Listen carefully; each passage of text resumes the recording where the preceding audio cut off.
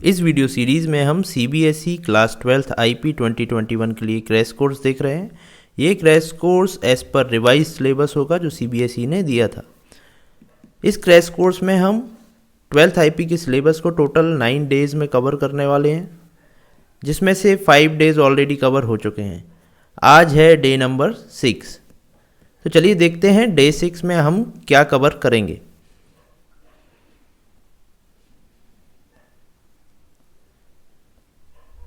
Day 6 में हम MySQL के आगे का पार्ट देखने वाले हैं। MySQL के फंक्शंस हम ऑलरेडी देख चुके हैं। अब हम देखेंगे एग्रीगेटेड फंक्शंस, जिसमें मैक्स, मिन, सम, काउंट और एवरेज है। इसके बाद हम काउंट एंड काउंट स्टार में डिफरेंस देखेंगे। देन हम बात करेंगे ग्रुप बाई एंड हैविंग की। उसके बाद हम वेयर और हैविंग में डिफरेंस देखेंगे और बाद में हम ऑर्डर बाई भी सीखेंगे। तो चलिए चलते हैं डे 6 पर, जो कि 97 नंबर पेज पर है। आप यदि चाहते हैं तो इस ई बुक को मेरे वीडियो के डिस्क्रिप्शन में जाकर परचेज़ कर सकते हैं। वहाँ पर आपको लिंक मिल जाएगी इस ई बुक की। यदि आप चाहते हैं तो खुद से भी इसके नोट्स बना सकते हैं। तो चलिए चलते हैं डे 6 पर।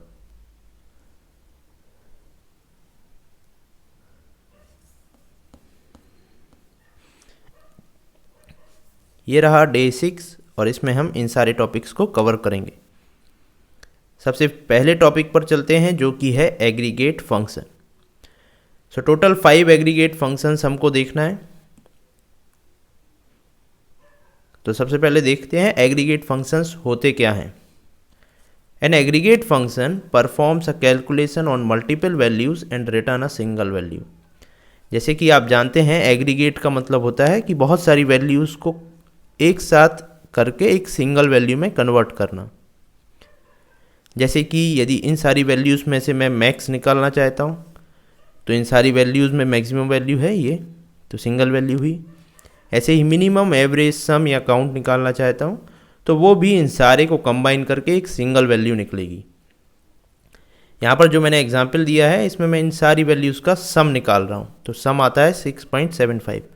6.75 एक सिंगल वैल्यू है जो कि इन सारी मल्टीपल वैल्यूज़ से निकली हुई है। तो ये टास्क आप MySQL में एग्रीगेट फंक्शंस का यूज़ करके परफॉर्म कर सकते हैं। तो चलिए इसको एक एक करके इन सारे फंक्शंस को देखते हैं और MySQL में आप इनको कैसे यूज़ कर सकते हैं वो भी सीखेंगे। यहाँ पर हम एक टेबल लेकर चल रहे हैं जो कि स्टूडेंट टेबल है, जिसमें रोल नंबर है, नेम है, class, date of birth, gender, city and marks हैं और यहाँ पर कुछ वैल्यूज़ हैं। हम जितने भी अपने ऑपरेशंस परफॉर्म करेंगे इसी स्टूडेंट टेबल पर करेंगे। तो आप इसको अच्छे से समझ लीजिए इसमें क्या क्या वैल्यूज़ हैं, और हम आगे जैसे जैसे बढ़ेंगे तो इसी टेबल पर डिफरेंट कॉलम्स पर ऑपरेशंस परफॉर्म करेंगे। सबसे पहले हम देखेंगे मैक्स फंक्शन। तो जैसा मैंने आपको बताया, मैक्स फंक्शन का यूज़ करके आप किसी पर्टिकुलर कॉलम में से मैक्सिमम वैल्यू निकाल सकते हैं। अब इसको यूज़ आप कैसे करेंगे, चलिए देखते हैं। आप इसको यूज़ करेंगे सिलेक्ट स्टेटमेंट में। तो आप जो भी यूज़ करेंगे यहाँ पर आपको सिलेक्ट स्टेटमेंट यूज़ करना पड़ेगा। यदि टेबल में कुछ चेंजेस कर रहे हैं तब आप अपडेट यूज़ कर सकते हैं। यहाँ पर मैं सिलेक्ट यूज़ कर रहा हूँ क्योंकि मुझे स्क्रीन पर डिस्प्ले करना है। तो आपको एग्ज़ाम में जितने भी क्वेश्चन आएंगे जिसमें आपको डिस्प्ले करना पड़ता है, वहाँ पर आपको सिलेक्ट स्टेटमेंट यूज़ करना पड़ेगा। तो यहाँ पर भी मैं सिलेक्ट स्टेटमेंट यूज़ करूँगा। देन मैक्स फंक्शन, क्योंकि मुझे मैक्सिमम वैल्यू चाहिए। यहाँ पर एग्रीगेट एक्सप्रेशन, यहाँ पर लिखा हुआ है एग्रीगेट अंडरस्कोर एक्सप्रेशन। तो यहाँ पर आप एक कॉलम दे सकते हैं या फिर कोई एक्सप्रेशन भी दे सकते हैं। जैसे कॉलम में मल्टीप्लाई 5 करके दे सकते हैं एक एक्सप्रेशन। जैसे कॉलम मेरा मार्क्स है तो मार्क्स इंटू 5 भी कर सकता हूँ मैं। तो यहाँ पर आप एक्सप्रेशन भी दे सकते हैं या सिंगल कॉलम भी दे सकते हैं। दिस इज द कॉलम और expression from which the maximum value will be returned. उसके बाद आप देंगे कि किस टेबल से आपको निकालना है और उसके बाद कंडीशन। तो आपको सिलेक्ट स्टेटमेंट आता ही होगा, तो सिलेक्ट स्टेटमेंट ही यहाँ पर देना है। बस जहाँ सिलेक्ट स्टेटमेंट में हम कॉलम्स देते थे वहाँ पर आप यदि मैक्सिमम वैल्यू निकालना चाहते हैं तो मैक्स फंक्शन का यूज़ करके उसके अंदर कॉलम नेम देंगे। तो चलिए इसको देखते हैं एक एग्जाम्पल के थ्रू। सबसे पहले सिलेक्ट, तो यहाँ पर हम सिलेक्ट लिखेंगे, उसके बाद मैक्स, देन अंदर इसके कॉलम नेम, तो कॉलम नेम हमने दिया मार्क्स। सो मार्क्स की मैक्सिमम वैल्यू चाहिए है मुझे, किस टेबल से? Student table. स्टूडेंट टेबल हम ऑलरेडी देख चुके हैं, इसमें मार्क्स कॉलम ये रहा। तो यहाँ पर टोटल 8 वैल्यूज़ थी, इनमें से मुझे मैक्सिमम वैल्यू चाहिए। मैक्सिमम वैल्यू वो होती है जो इन सारे में सबसे ज़्यादा हो, जैसे 551 यहाँ पर है, तो 551 हुई मैक्सिमम वैल्यू मार्क्स में, तो ये आउटपुट में 551 देगा। आपने देखा टोटल 8 वैल्यू पर ऑपरेशन परफॉर्म करके मुझे मिली सिंगल वैल्यू, क्योंकि मैक्स एक एग्रीगेट फंक्शन है इसलिए इसने मुझे एक सिंगल वैल्यू रिटर्न की। नेक्स्ट है मिन, सेम सिलेक्ट फ्रॉम वेयर, और यहाँ मिन इसके अंदर कॉलम नेम, तो ये मुझे देगा मिनिमम वैल्यू। मैं मार्क्स की मिनिमम वैल्यू निकालना चाहता हूँ, तो सिलेक्ट मिन marks from student. So minimum marks कितना है? मिनिमम है 250, तो आउटपुट में मुझे 250 आना चाहिए। तो टोटल 8 वैल्यू पर ऑपरेशन परफॉर्म होके मुझे 250 मिल गया। अब यदि सारी 8 वैल्यूज़ का एवरेज मैं निकालना चाहता हूँ, तो मैं वही चीज़ यूज़ करूँगा, सिलेक्ट फ्रॉम वेयर एवरेज, और उसके अंदर कॉलम नेम। एवरेज फंक्शन होता है AVG, ठीक है। इसके अंदर मैंने कॉलम नेम दिया तो मुझे सारी 8 वैल्यूज़ का एवरेज मिल गया। इसके बाद मैं यूज़ करूँगा सम को, तो सम में क्या होता है, सारी वैल्यूज़ का सम मिल जाएगा, सम मार्क्स, तो सारी वैल्यूज़ का सम मिल गया। अब यूज़ करेंगे हम काउंट, तो काउंट क्या करता है? काउंट, बाकी तो अभी आपने जो भी देखा वो सारे नेम से ही आपको पता चल रहे थे। सम मतलब सम देगा, AVG एवरेज देगा, मैक्स मैक्सिमम वैल्यू देगा, मिन मिनिमम वैल्यू देगा। अब होता है काउंट। काउंट क्या करता है? काउंट करके देता है कि कितनी वैल्यूज़ हैं। यदि आप इसके अंदर जो कॉलम देंगे उस कॉलम में कितनी वैल्यूज़ हैं ये काउंट करके देगा। तो इसको देखते हैं हम कैसे यूज़ करेंगे। Select count column name from, किस टेबल से मुझे चाहिए वो दूंगा। तो यहाँ पर काउंट मार्क्स कर रहा हूँ, तो टोटल मार्क्स कितने मार्क्स थे? 8 मार्क्स थे, 8 स्टूडेंट्स के मार्क्स थे, इसलिए आउटपुट में 8 आया।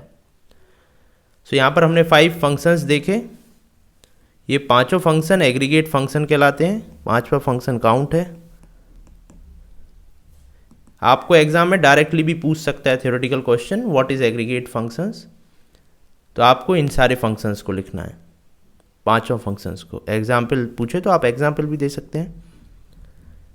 चलिए आगे बढ़ते हैं और देखते हैं second topic, that is difference between count and count star. आपने बहुत सारी जगह ये भी देखा होगा, कई जगह लिखा रहता है काउंट स्टार, सिलेक्ट ऐसा लिखा रहता है, सिलेक्ट काउंट स्टार फ्रॉम किसी टेबल से लिखा है। तो ये क्या होता है? अभी तक हमने यहाँ पर मार्क्स दिया था, तो अब देखते हैं काउंट स्टार क्या होता है। The count star returns all the rows whether column contains null values और नॉट। इसका मतलब ये काउंट करके मुझे सारी रोज देगा,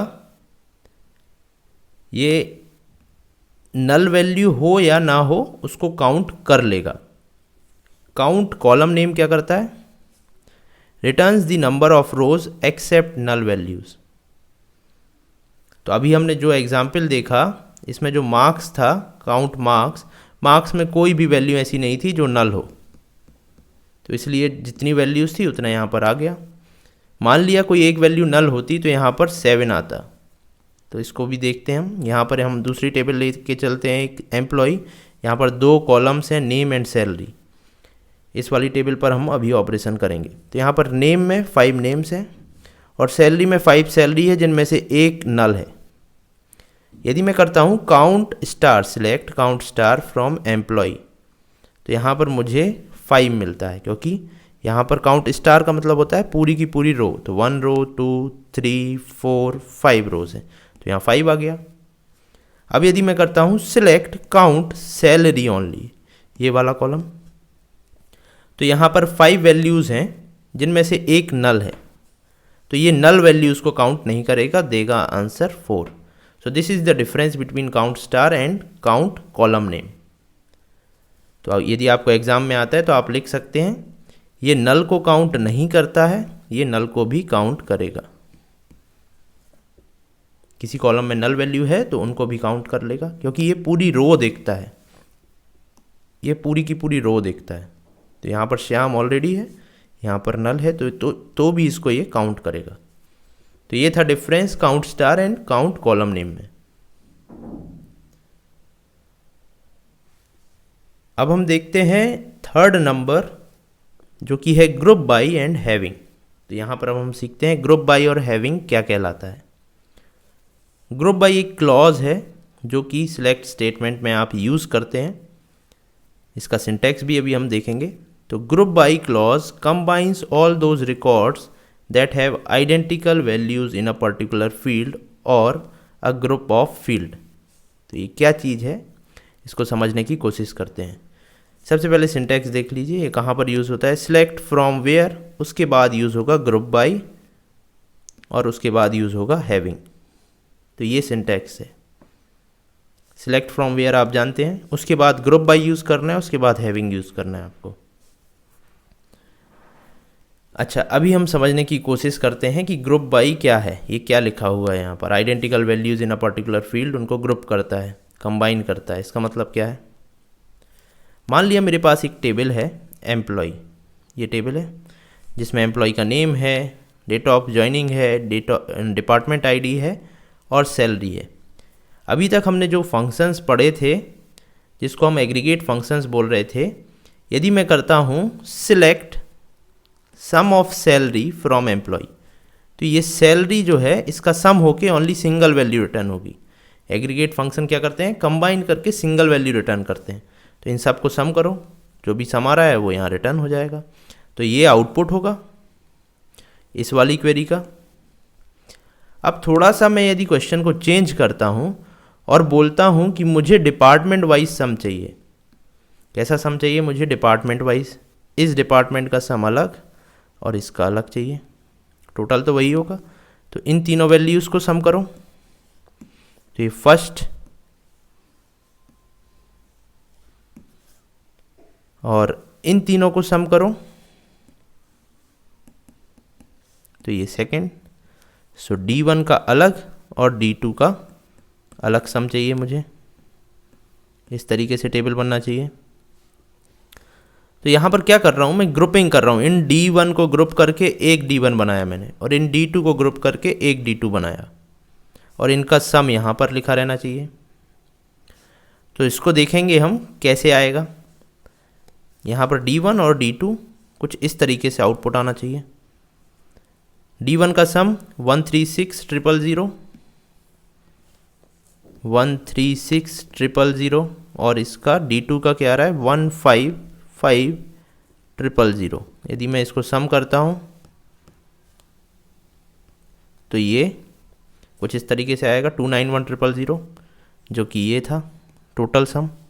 इन सारे का सम इन दोनों के अलग अलग सम के बराबर होगा। तो ये चीज़ आप कैसे कर सकते हैं, अगर आपको टोटल सम चाहिए 291,000 तो आप तो एग्रीगेट फंक्शन लगाएंगे सम और बड़ी आसानी से निकाल देंगे।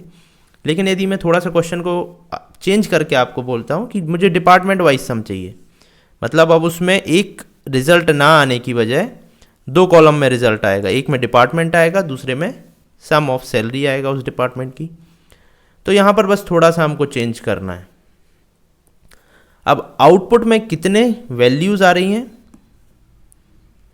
आउटपुट में दो कॉलम्स आ रहे हैं, एक तो है डिपार्टमेंट आईडी, दूसरा है सम ऑफ सैलरी। तो मेरे सिलेक्ट स्टेटमेंट में भी दो कॉलम्स मुझे देना पड़ेंगे, डिपार्टमेंट आईडी और सम ऑफ सैलरी। ये तो क्लियर है, क्योंकि दो चीज़ चाहिए मुझे, डिपार्टमेंट आईडी भी चाहिए आउटपुट में, सम ऑफ सैलरी भी चाहिए। फ्रॉम किस टेबल से चाहिए वो भी पता है मुझे, इस टेबल से चाहिए, एम्प्लॉय टेबल जो है इस टेबल से चाहिए। अब इसके बाद मुझे लिखना पड़ेगा ग्रुप बाई। कोई कंडीशन वेयर कंडीशन नहीं देना है, क्योंकि मुझे सारी के सारे जितनी भी रोज़ हैं सब पर काम कर रहा है। यदि मुझे किसी पर्टिकुलर रो पर काम करना पड़ता जो डेट ऑफ ज्वाइनिंग 2000 है या डेट ऑफ ज्वाइनिंग 2001 है या पर्टिकुलर नेम है, तो मुझे वेयर कंडीशन में देना पड़ता। अभी मुझे सारी रोज़ पर काम करना है, पूरी की पूरी टेबल पर, तो मैं वेयर कंडीशन को हटा दूंगा। वेयर कंडीशन मैंने हटा दी, तो अब मुझे सीधा इसके बाद जो है ग्रुप बाई वो देना पड़ेगा। तो ग्रुप बाई मैंने यहाँ दे दिया। अब ग्रुपिंग किस कॉलम पर हो रही है? D1 D1 D1 होके एक D1 बन रहा है, D2 D2 D2 3 D2 से एक D2 बन रहा है। तो ग्रुपिंग किस कॉलम पर हो रही है? डिपार्टमेंट आईडी कॉलम पर। तो वो मुझे यहाँ पर देना पड़ेगा। जिस कॉलम को मैं ग्रुप करके सिंगल वैल्यू बना रहा हूँ, जो सिमिलर वैल्यूज़ हैं उनको ग्रुप करके सिंगल वैल्यू बना रहा हूँ। फिर से देखिए इसको, सिमिलर 3 वैल्यूज़ को ग्रुप करके मैं सिंगल वैल्यू D1 बना रहा हूँ। यहाँ पर सिमिलर 3 वैल्यूज़ को ग्रुप करके मैं D2 बना रहा हूँ। तो ये वाला जो कॉलम है वो ग्रुप बाई में आएगा। ये चीज़ आपको क्लियर होना चाहिए। यहाँ पर भी मैं ग्रुपिंग कर रहा हूँ, लेकिन यहाँ पर तीनों अलग अलग वैल्यूज़ हैं और उसको मैं सम करूँगा। यहाँ पर तीनों सिमिलर वैल्यूज़ हैं, ये भी सिमिलर वैल्यूज़ हैं। तो यहाँ पर आपको ग्रुप बाई में डिपार्टमेंट आईडी देना पड़ेगा। Nested grouping using more than one column. So grouping अभी तक हमने एक कॉलम पर देखी, जैसे डिपार्टमेंट आईडी पर ग्रुपिंग की मैंने, तो सारे सिमिलर डिपार्टमेंट ग्रुप होके एक डिपार्टमेंट D1 बन गया, D2 ग्रुप होके एक D2 बन गया और उसकी सारी जितनी भी सैलरी थी सम होके एक सैलरी बन गई। अब यदि मैं चाहता हूं कि मोर देन वन कॉलम्स पर ग्रुपिंग करूं, तो मोर देन वन कॉलम्स पर ग्रुपिंग आप कैसे कर सकते हैं? कुछ नहीं करना है आपको, ग्रुप बाई में कॉमा सेपरेट करके वैल्यूज़ दे देना है। अब ये नेस्टेड ग्रुपिंग होती क्या है देखिए। नेस्टेड ग्रुपिंग का मतलब होता है, जैसे मैंने ये आउटपुट लिखा, ये था इससे पहले ग्रुप बाई डिपार्टमेंट आईडी, ये वाला। अगर मैं ग्रुप बाई डिपार्टमेंट आईडी और डेट ऑफ ज्वाइनिंग करता हूँ, डेट ऑफ ज्वाइनिंग और डिपार्टमेंट आईडी, सो 2000 जितने भी हैं देख लेते हैं कितने हैं, इसको लिख लीजिए। एक ये है, एक ये है, एक ये है, एक ये है। तो इसमें एक D1 है, D1 है, D2 है, D2 है। सो 2000 ग्रुप होके एक 2000 बनेगा और यहाँ पर D1 ग्रुप होके एक D1 बनेगा और D2 ग्रुप होके एक D2 बनेगा और उसका 2000 अलग होगा। तो नेस्टेड ग्रुपिंग होती है जिसमें मैं 2 या 2 से ज़्यादा कॉलम्स का यूज़ करूँ। तो आपको क्या करना है, अगर आप ऐसे ग्रुपिंग कर रहे हैं तो आप एक एक कॉलम को लिखेंगे, उसके बाद कॉमा करके दूसरा कॉलम देंगे। तो आप यूज़ करेंगे, पहले आपने ये यूज़ किया था department ID sum of salary from employ group by department ID. अब यहाँ पर आप 2 कॉलम्स से ग्रुपिंग कर रहे हैं, तो अब आपको 2 कॉलम्स कॉमा सेपरेट करके देना होंगे। साथ ही में आपने यहाँ पर 3 कॉलम्स आउटपुट में चाहिए आपको, तो सिलेक्ट में 3 कॉलम आएंगे, department ID, date of joining, sum of salary, from employ, उसके बाद group by department ID comma date of joining. अगर आप date of joining comma department ID करते हैं तो पहले डेट ऑफ ज्वाइनिंग ग्रुप होगी, पहले डेट ऑफ ज्वाइनिंग आएगी यहाँ पर, उसके बाद डिपार्टमेंट आईडी आएगी। ये वाली जो नीचे यहाँ पर आउटपुट आ रहा है ये सिलेक्ट स्टेटमेंट से आता है, जो आप पहले लिखेंगे वो पहले आएगा, जो बाद में लिखेंगे वो बाद में आएगा। लेकिन ग्रुपिंग में जो आप पहले ग्रुपिंग कर रहे हैं उसकी पहले ग्रुपिंग होगी, फिर उसके अंदर सिमिलर वैल्यूज़ की ग्रुपिंग होगी। तो जिस ऑर्डर में आप लिखेंगे उसी ऑर्डर में ग्रुपिंग होगी, और जिस ऑर्डर में आप यहाँ लिखेंगे सिलेक्ट में, उस ऑर्डर में आपका आउटपुट आएगा। यहाँ पर एक और बहुत आसान चीज़ है समझने के लिए कि ग्रुप बाई में आपको क्या लिखना चाहिए। आप यदि इन दोनों स्टेटमेंट्स को देखें बहुत ध्यान से, तो यहाँ पर हमने एग्रीगेट फंक्शंस का यूज़ किया है, और ये हम यहाँ पर यदि पढ़ेंगे तो यहाँ भी लिखा हुआ है कि group by clause is used with aggregate function. Group by आप जहाँ भी यूज़ करेंगे वो एग्रीगेट फंक्शन के साथ ही यूज़ होता है। एग्रीगेट फंक्शन क्या कहलाते हैं, हमने पढ़े थे, सम मैक्स, मिन, एवरेज, काउंट। तो ये सारे एग्रीगेट फंक्शंस कहलाते हैं और ग्रुप बाई एग्रीगेट फंक्शंस के साथ यूज़ होता है। तो यदि आप ग्रुप बाई लगा रहे हैं तो वहाँ पर कहीं ना कहीं एक एग्रीगेट फंक्शन होगा। अब ये वाली लाइन बहुत ही ध्यान से पढ़िए, यहाँ पर लिखा है all the fields other than used in aggregate functions should be put in the group by clause. अगर आप इन दोनों को ध्यान से देखें और देखें कि यहाँ पर सिलेक्ट स्टेटमेंट में क्या लिखा हुआ है, एक कॉलम है, एक एग्रीगेट फंक्शन है, उसके अंदर दूसरा कॉलम है, उसके बाद फ्रॉम तो आपको पता ही है कौन सी टेबल यूज़ कर रहे हैं वो लिखेंगे। ग्रुप बाई यहाँ पर क्या लिखा हुआ है, डिपार्टमेंट आईडी। तो आप देखेंगे कि यहाँ पर जो सिलेक्ट स्टेटमेंट में है वहाँ एग्रीगेट फंक्शन के अलावा जो भी कॉलम है, एग्रीगेट फंक्शन ये वाला हो गया, इसके अलावा जो भी कॉलम्स हैं उसको आप लिखेंगे ग्रुप बाई में। सिमिलरली यहाँ पर एग्रीगेट फंक्शन ये है, उसके अलावा जो भी कॉलम्स हैं उनको आप लिखेंगे ग्रुप बाई में। सारे कॉलम्स को लिखना पड़ेगा। यहाँ पर 3 कॉलम है तो यहाँ पर आप 3 कॉलम लिखेंगे, 2 कॉलम है तो 2 कॉलम लिखेंगे, लेकिन एग्रीगेट फंक्शन के अलावा जो भी होगा उसको आपको ग्रुप बाई में लिखना ही पड़ेगा। इट इज़ कंपलसरी कि यहाँ पर ये 2 कॉलम है तो यहाँ आप 2 कॉलम लिखेंगे, इसके अलावा जो भी होगा उसको आपको ग्रुप बाई में देना ही पड़ेगा। यदि आप नहीं देंगे तो आपका रिजल्ट गलत आएगा, ये याद रखिएगा। तो जो भी होगा उसको ग्रुप बाई में देना पड़ेगा, उससे आपकी क्वेरी सिंपल हो जाएगी, आपके समझने लायक हो जाएगी और आपको याद नहीं रखना पड़ेगा ग्रुप बाई में मुझे कौन से कॉलम देना है। अब हम बात करेंगे हैविंग की। आपने वेयर कंडीशन पढ़ी होगी। वेयर कंडीशन का यूज़ हम कंडीशंस देने के लिए करते हैं। वेयर क्लॉज का यूज़ हम कंडीशंस देने के लिए करते हैं।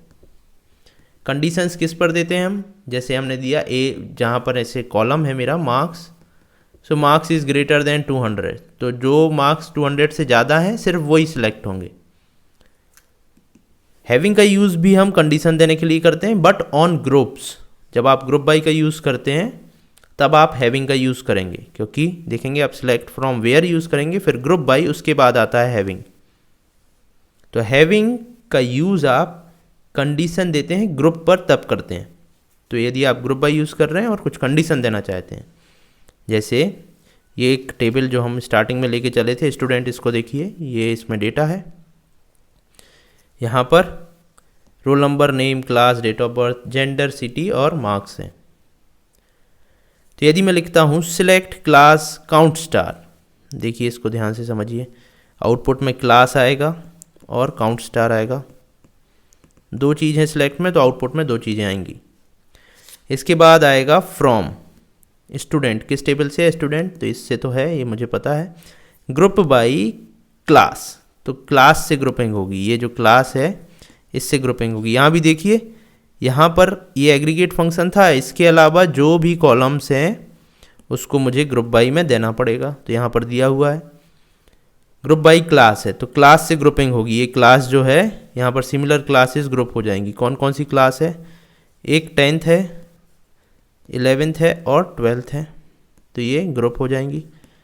और उसके साथ काउंट स्टार, काउंट स्टार का मतलब होता है सारी रो को काउंट करो। 10th की कितनी रोज़ हैं, 1 है, 2 है, 3 है, 3 रोज़ हैं तो यहाँ 3 आ जाएगा।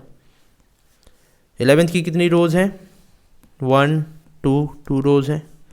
12th की कितनी रोज़ हैं, 3, तो 3 रोज़ यहाँ पर आ जाएंगी, तो ये आउटपुट हो जाएगा। अब एक लाइन और यहाँ पर लिखी हुई है, having count star is greater than 2, तो काउंट स्टार ये रहा, count star is greater than 2 मतलब 2 से बड़ा हो, ये या ये, तो ये वाली रो नहीं आना चाहिए, तो इसको मैं हटा दूंगा।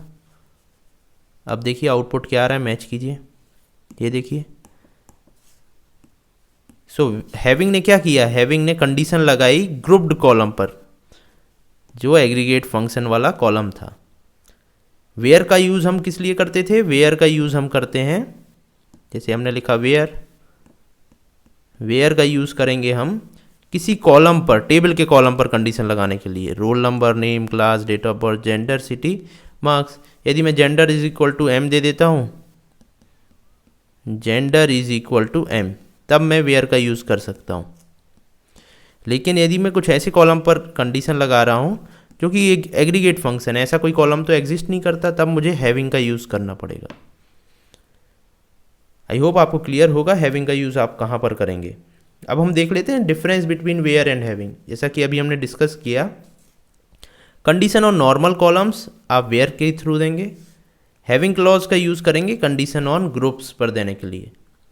जो ग्रुपिंग आपने की है, count star, sum of marks, ठीक है, उसके बाद या फिर आपने किया है मैक्स, मिन या एवरेज यूज़ किया है, वहाँ पर आप हैविंग का यूज़ करेंगे कंडीशन देने के लिए।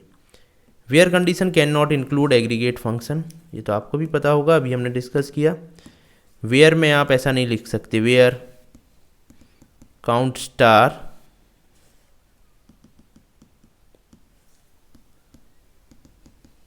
इज ग्रेटर देन 2, ये गलत है, ऐसा नहीं लिख सकते। यहाँ पर आपको हैविंग लिखना पड़ेगा। और हैविंग लिखने का सिंटैक्स भी आपको पता होगा, पहले सिलेक्ट आता है, फ्रॉम आता है, फिर वेयर आता है, फिर ग्रुप बाई आता है, फिर आता है हैविंग। ठीक है, तो ये सब ऑर्डर फिक्स है, ये इसी ऑर्डर में रहना चाहिए। यदि आप ऊपर नीचे करेंगे तो गलत होगा।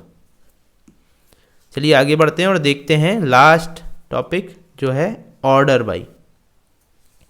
सो ऑर्डर बाई, जैसे ऑर्डर से आप नेम से समझ रहे हैं, ऑर्डर का मतलब होता है किसी पर्टिकुलर ऑर्डर में, असेंडिंग या डिसेंडिंग।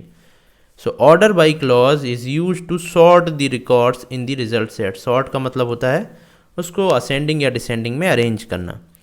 सिंटैक्स देखिए कैसे यूज़ करेंगे, आप सिलेक्ट यूज़ करेंगे, from, where, group by, having, then order by. ये पूरा फिक्स है, इसको आपको इसी तरीके से यूज़ करना है। पहले सिलेक्ट लिखना है, फिर फ्रॉम, फिर वेयर, फिर ग्रुप बाई, फिर हैविंग, फिर ऑर्डर बाई।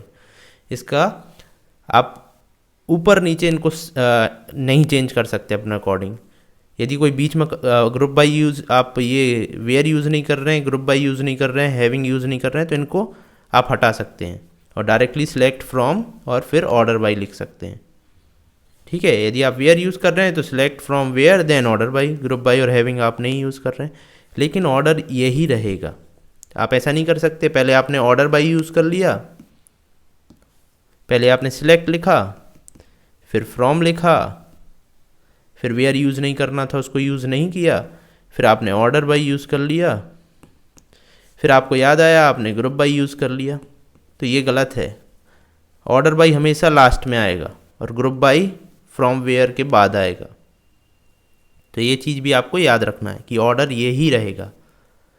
अब यहाँ पर क्या है ऑर्डर बाई? ऑर्डर बाई आप कॉलम्स दे सकते हैं कॉमा सेपरेट करके, जितने कॉलम्स से आपको ऑर्डर करना है, जितने कॉलम्स को सॉर्ट करना है। ASC और DESC उस कॉलम के बाद दे सकते हैं। ASC का मतलब होता है असेंडिंग ऑर्डर में करना है आपको, DESC का मतलब होता है डिसेंडिंग ऑर्डर में करना है। असेंडिंग ऑर्डर बाय डिफ़ॉल्ट रहता है, यदि आप ये दोनों नहीं देते हैं तो बाय डिफ़ॉल्ट असेंडिंग ऑर्डर में सारी वैल्यूज़ अरेंज होती हैं। अब इसको देखिए, ये टेबल मैं वही टेबल लेके चल रहा हूँ स्टूडेंट। अब यहाँ पर मैं कर रहा हूँ select star from student order by marks. मैं मार्क्स से इनको अरेंज कर रहा हूँ। अभी देखिए मार्क्स ये अरेंज नहीं है, सबसे छोटा इधर है, कहीं पर उससे बड़ा है, कभी उससे ऊपर भी बड़ा है, तो ये अरेंज नहीं है। ये अरेंज कैसे है? रोल नंबर से अभी अरेंज है। यदि मैं मार्क्स से इसको अरेंज करना चाहूँ तो मुझे क्या करना पड़ेगा? सिलेक्ट स्टार, स्टार का मतलब मुझे सारे कॉलम्स आउटपुट में चाहिए, फ्रॉम स्टूडेंट टेबल से चाहिए, ऑर्डर बाई। अब यहाँ पर आप देखेंगे मैंने और कुछ यूज़ नहीं किया है, वेयर भी यूज़ नहीं है, ग्रुप बाई नहीं है, हैविंग नहीं है, तो मैंने डायरेक्टली ऑर्डर बाई यूज़ किया। यहाँ पर मुझे देना पड़ेगा कॉलम नेम। तो अब ये मार्क्स से बाय डिफ़ॉल्ट कैसे अरेंज होते हैं? असेंडिंग ऑर्डर में, ASC में। इनको आप कैसे यूज़ करते हैं? ऑर्डर बाई मार्क्स, ASC भी लिख सकते हैं, सेमी कॉलन। अगर आप ASC को नहीं देंगे तो बाय डिफ़ॉल्ट वो असेंडिंग ऑर्डर में ही होगा। देखिए असेंडिंग ऑर्डर मतलब होता है सबसे छोटा मार्क्स सबसे ऊपर, सबसे बड़ा मार्क्स सबसे नीचे। यदि मुझे 2 से अरेंज करना है तो मैं लिखूंगा order by city comma marks. तो पहले सिटी से अरेंज हो जाएगा, A की सिटी आई पहले, A से जो स्टार्ट होती हैं, फिर D से स्टार्ट होती हैं, दिल्ली दिल्ली, फिर दुबई, फिर उसके बाद एम वाली सिटीज़ आई सारी। अब इन सिटीज़ के अंदर जैसे आगरा है, उसके अंदर एक ही मार्क्स था। अब दिल्ली के अंदर 3 मार्क्स होंगे, तो ये तीनों मार्क्स असेंडिंग ऑर्डर में अरेंज होंगे। पहले सिटी अरेंज हो गई, अब इसके अंदर ये तीनों मार्क्स हैं, ये तीनों अरेंज हो गए। ये तीनों सारे के सारे असेंडिंग ऑर्डर में होंगे, क्योंकि मैंने यहाँ पर कुछ नहीं दिया है। यदि आप सिटी को डिसेंडिंग ऑर्डर में अरेंज करना चाहते हैं, मार्क्स को असेंडिंग में, तो आप लिखेंगे सिटी